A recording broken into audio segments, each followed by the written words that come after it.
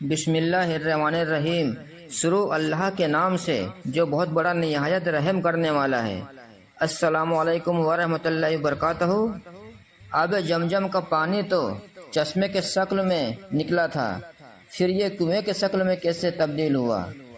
دوستو، انشاءاللہ آپ کو اس کی ہم پوری جانکاری سے روبرو کرائیں گے، بنے رہیے ہمارے ویڈیو میں انت تک۔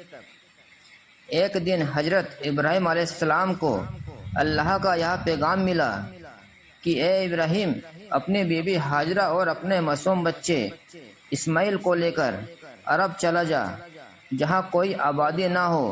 اللہ کا یہ حکم سن کر حضرت ابراہیم علیہ السلام نے اپنی بیوی ہاجرہ اور بچے حضرت اسماعیل علیہ السلام کو لے کر صفا مروہ کے درمیان پہنچ گئے۔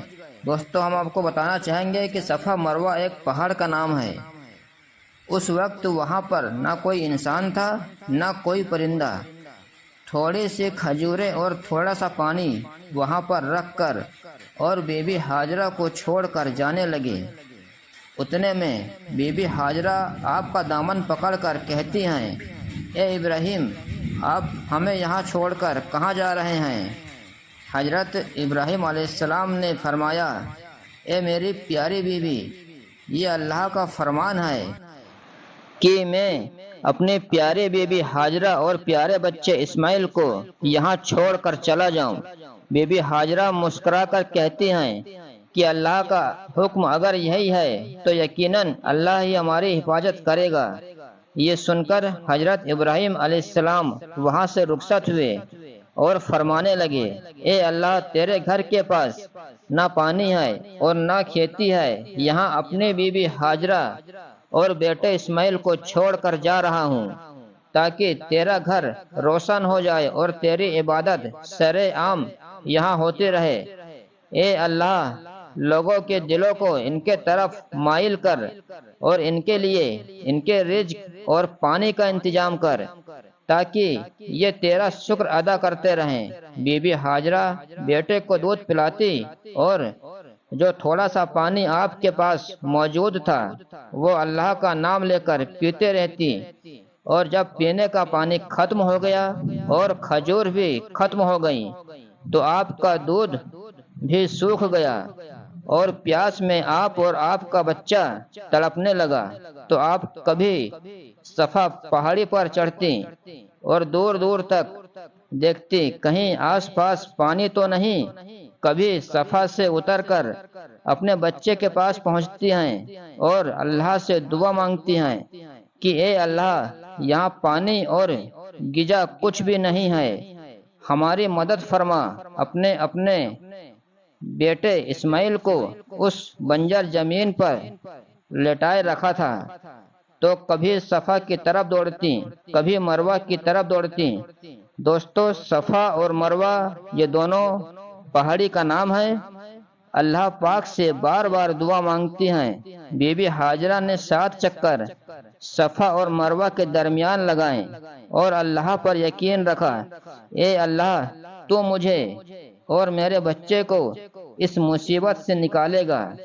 اتنے میں غیب سے آواز آتی ہے، اے ہاجرہ، اللہ نے تیری دعا قبول کر لی اور آنے والی نسلوں کے لیے تیرے اس امتحان کو ہمیشہ یادگار بنا دیا ہے۔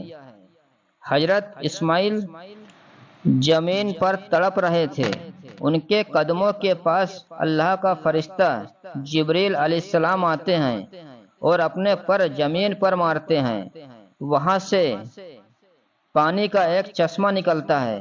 بی بی ہاجرہ پانی کو دیکھ کر اللہ کا شکر ادا کرتی ہیں اور بیوی اور پانی کو روکنے کے لیے چاروں طرف بند باندھتی ہیں۔